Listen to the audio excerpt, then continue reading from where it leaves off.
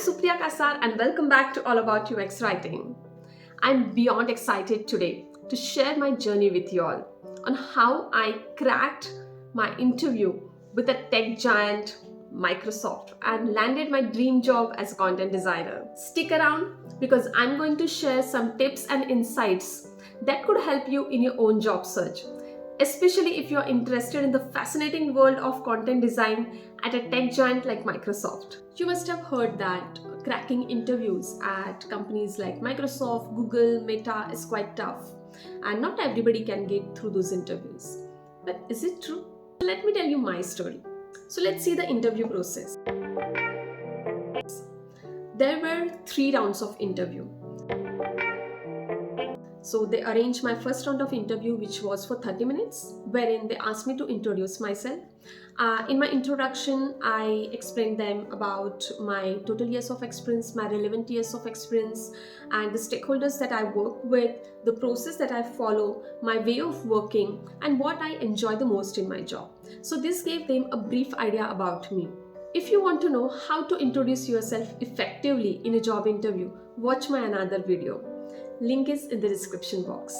So let's see the set of questions that they asked me in my first round of interview.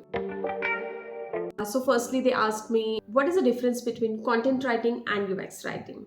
So this is how I answered this first question. That content writing is talking about the product and UX writing is talking through the product. So that is the main difference.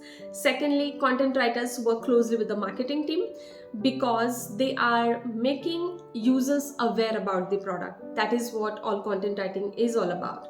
But UX writing is mostly guiding users through the product, and that's why UX writers work with the design team, that is UX team. Another major difference is content writers write long pieces of articles, blogs, newsletters, white papers, all that stuff. But UX writers work on micro interactions, micro pieces, and all the micro copies. To know the detailed difference between these two, watch my another video on the difference between UX writing and content writing. Link is in the description box. So the next question was, what are the stakeholders that I work closely with? And this is how I answered this question, that I work closely with product designers, with product managers, and design engineers. Because me, that is as a content designer, and the product designer together design the user flow, user journeys, create user personas, and create the user experience together. But the requirement comes from the product managers, and of course the design or the content that we are creating need to be implemented, right, need to be developed, and that's the reason why we work closely with the developers as well. So these are the stakeholders whom I worked with closely. The next question was, how do I collaborate with the team? And this is how I answered this question. In this question, I not only explained how I collaborate, but along with that, I explained the process as well. So it helped them to understand my collaboration with the team. So I said that I collaborate with the product managers to understand the requirement, the business goal, the user goal. I also collaborate with the user researchers to understand the users, their pain points, their problems, so that I can create or design the content that is more relevant to them. And I also closely work or collaborate with the design engineers to see whether they are deploying our content with the design properly or not. And most importantly, I collaborate with the product designers. So we together brainstorm, ideate on the problem, and come up with the solution. Then we create user personas if required. We work together on the user flows, the user journeys. We identify the use cases. And then when the product designer work on the wireframes, I work on the content part. So this is how we together create a user experience. And when this entire team agrees with the solution, we move ahead. So if you see, this gave them a clear idea of my collaboration with each stakeholder and also the process that we follow in the team. I shared one of my case studies from my portfolio to give them an idea of my work. Then lastly, they asked me if I have any questions for them. So I asked very basic questions like how big is the team, the content design team or the UX team, and what are the exact expectations that they have from me as a content designer. Always remember, guys, don't forget to ask questions at the end of the interview or clarify your doubts, because this shows that you are quite curious and intriguing and also interested in this position and knowing about the company, the team, and everything. In the next week, they scheduled my second round of interview with my would-be manager, and it was scheduled for almost an hour, and that was my portfolio round. Again, this round started with my introduction and with my manager's introduction. I shared two of my best case studies from my portfolio. I discussed the problem statement, the challenges that we faced, the stakeholders that I worked with, the process that we followed, the solution that we proposed, and how we arrived at the solution, and what was the business impact of the solution. To know how to create a UX writing case study, watch my another video. Link is in the description box. I shared these two case studies in just 30 minutes, so it is very important that we showcase our case study, each case study in just 10-15 minutes, so that they have time to ask us the questions and also they understand it clearly, because they don't have much context to what we have done. Even if we have spent months on that case or on that project, it doesn't mean that they would understand it quickly. So if you will explain lot many things, they might get bored or they might get lost in the discussion. So keep it crisp and clear. Now let's see the set of questions that he asked me after I was done with showcasing my case studies. So the first question he asked me was, how do you approach a problem or a requirement? And this is how I answered it.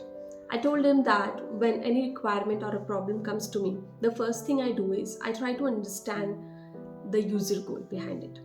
What is the exact problem that our users are facing? Why we think this is a problem?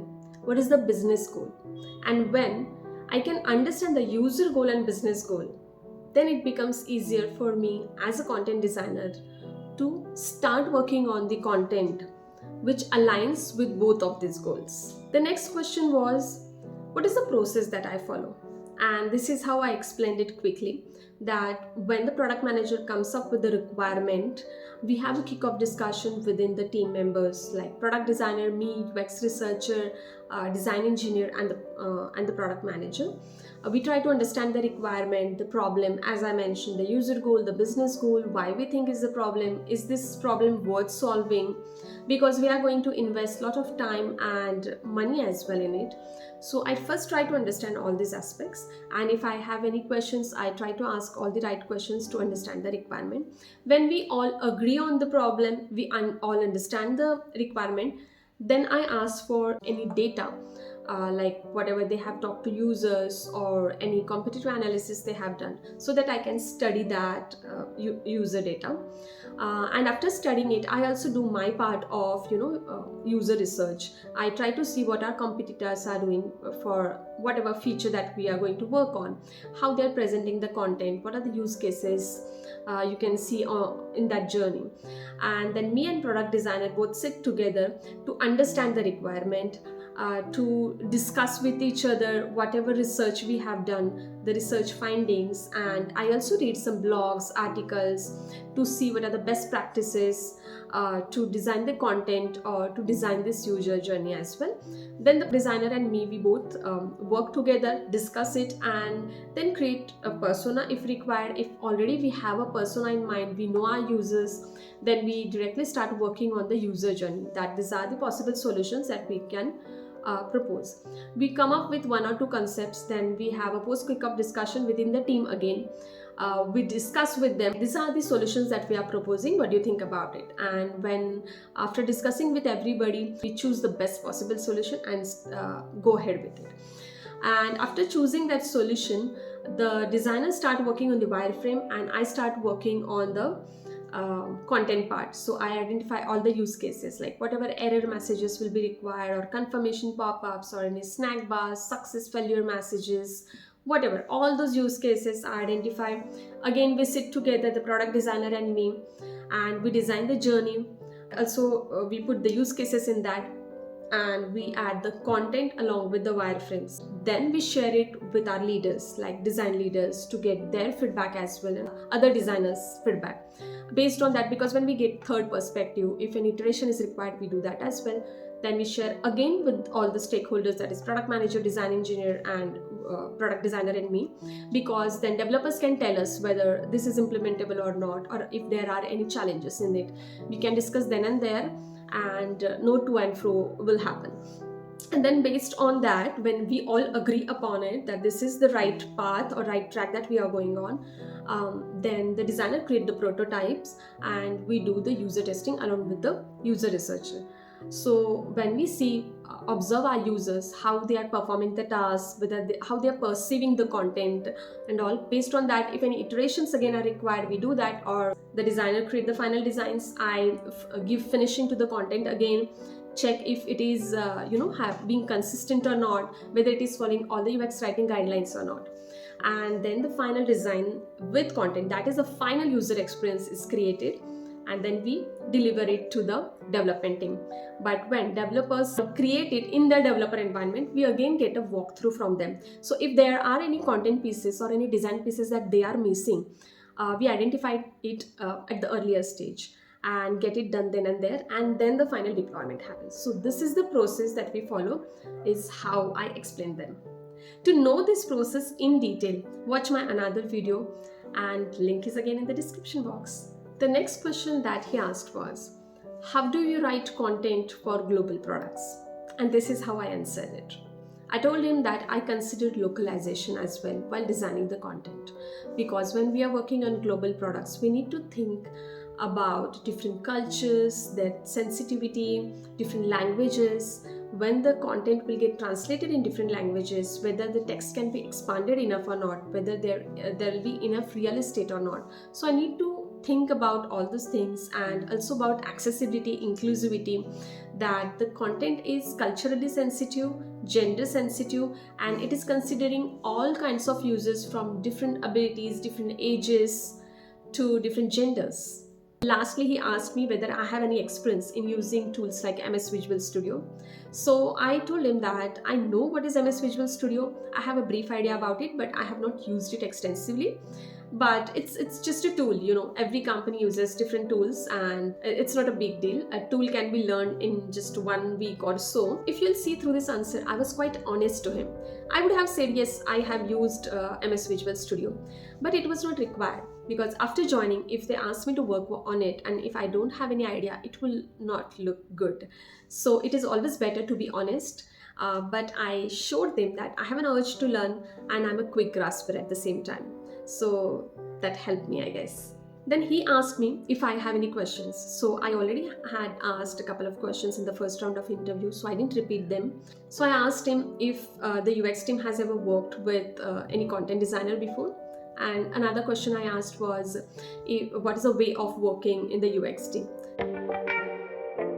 In next 2 days, they scheduled another call with me. It was just 15 minutes call, and they shared the feedback of my interview, and I was very fascinated because it is so cool, of them to share the feedback from my interview, because it helps us to improve if we went wrong somewhere, and it also encourages you if you were right.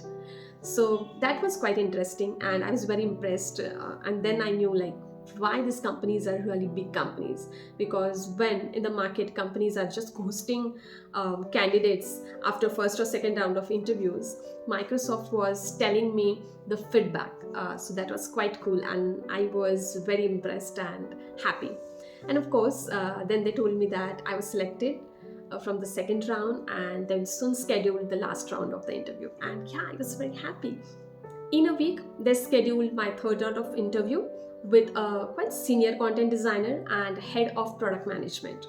So in my case, it was head of PM, because I was going to work on development products. So, the interviewers may differ from role to role. The last round was quite interesting. Because they try to understand my attitude, my approach to problems, or how I would collaborate with the team, whether I'm a cultural fit or not. So that was all their intention, which I observed. So the third round again started with my introduction, and the set of questions that they asked were like this. Firstly, they asked about the content design process. So, Asking about content design process is quite common in all the rounds because they want to know whether I know the process or not, or any candidate for that matter knows the right content design process or not, how they will collaborate with the team members, how they will work. So they want to understand it. So I answered quite similar, what is the content design process, because that is what we follow, right? Then they asked me what are the challenges in my role. So these are the challenges that I explained. First of all, UX writing is all about writing crisp and clear copy. So we need to convey large messages in just few words. And because that is less realistic, conveying these messages in just few words sometimes becomes quite challenging because we have that limitation of characters. So that is the first challenge. Second is because everybody knows language, everybody has opinions on the content because they feel that we understand and we know the content. So sometimes we need to educate them, we need to make them understand the logic or the thought that goes behind the content. Third challenge is if I am the first content designer going to be working with the team, it becomes quite challenging because the team have no idea about content design. Then I need to educate them about content design, how and when to collaborate with me, streamline the process. So this is also quite challenging sometimes. So these were the few challenges that I discussed. The next question they asked was, if any stakeholder disagrees with you or with your content decisions, what would you do? So this is how I answered this question, that usually in our job role this happens, that to product managers, sometimes product designers, or even design engineers, sometimes researchers, that disagree with our content decisions, sometimes leaders as well, sometimes business team, marketing team, because everybody has, as I said, opinions on the content. But in that case, firstly I try to convey clearly the logic, the thought, and the rationale behind my content decision. So I try to convince them, persuade them as much as I can. But if it is not possible, then I go ahead with things like A/B testing, or to observe our users in usability testing. I explained this answer along with an example. So like once it has happened that I have worked on some content piece which was for our Indian users, and our design leader was from US and he was disagreeing with my content decision. He was suggesting some other content, but I was quite sure that this is the language that Indians would understand. But the one that he was suggesting, it was more for relevant to the Americans. So what I did is I did some A/B testing on usertesting.com with almost 10 to 12 live users, and I got the statistical data. And out of 10, 8 users understood, could relate to the content that I was suggesting, and only 2 could relate to the content that he was suggesting because they were Americans. So the data talked itself. I didn't have to say much, and this is how it helped me to convince my leaders that the content decision that I'm taking, I'm very confident about. So we need to move ahead with it itself. While answering the question, when I gave them the example, it gave them a clarity about how I would handle this kind of challenges when there'll be disagreements or arguments. Lastly, the content designer asked me, like, what is that one word that you can describe about content design or about yourself as a content designer? Just give me one word. And I took just few seconds and I was like, impact, because that is why we are here, right? Content design or content designer are here to create an impact. So this is how I answered his last question. And then again, they asked me if I have any questions. I didn't repeat the same questions in the third round. I asked them just one question, like, at what point of time do the UX team involve a content designer in any project? So that I would get a better understanding of the process and also my involvement and my contribution to the project. And I also explained them I am a content designer who likes to be involved right from the beginning, because I don't come into picture when the designs are ready to just fill in the empty boxes. So I gave them an idea about my expectations as well. So this helped me to convey my message and also to know about the UX team. This interview lasted for 30 minutes. In a week, I got to know that I was selected, and my joy knew no bounds. And then the further discussion about joining and onboarding started. It was an interesting journey, and if you'll see, it was not really that tough. They asked me all the questions that were relevant to my role. They just wanted to understand my attitude and approach to the problem, whether I'm a cultural fit or not, and along with that, how expert I am in my field, how I tackle the challenges, and how do I collaborate with the team. So here are a few tips based on my experience. Tip 1. Introduce yourself smartly and engage the interviewer through that. Create your first best impression. Tip 2. Be prepared with an impactful portfolio and showcase your case studies in a way that they shows the impact that you have created through your work. Tip 3. Be confident. If you believe in yourself, you show that confidence in answering the questions in the interview. Tip 4. Listen to the questions properly. Understand the question and clarify any doubt if you have. Because if you perceive the question correctly, only then you can answer it at its best. Tip 5. Be honest in your answers. If you know something, explain it properly. And if you don't know something, tell that upfront by showing an urge to learn. Tip 6. Don't overthink. Most importantly, don't think whether you will get selected or not. Just give your best, because overthinking makes you nervous and hampers your performance. Tip 7. Don't forget to ask questions at the end of the interview. And lastly, don't forget to wear that smile. Make sure your presence is jovial and pleasant. So there you have it, my journey to joining Microsoft as a content designer. Remember, it's not just about what's there on your resume, but how you bring unique experiences and perspectives to the table. If you are aiming for something big, put in the work, be authentic, and most importantly, believe in yourself. If I can do it, so can you. Thank you for tuning in, and if you have any questions or want more details, drop them in the comments below. And don't forget to like and subscribe for more career and UX writing tips. Until next time, keep dreaming big. Bye bye. Happy UX writing.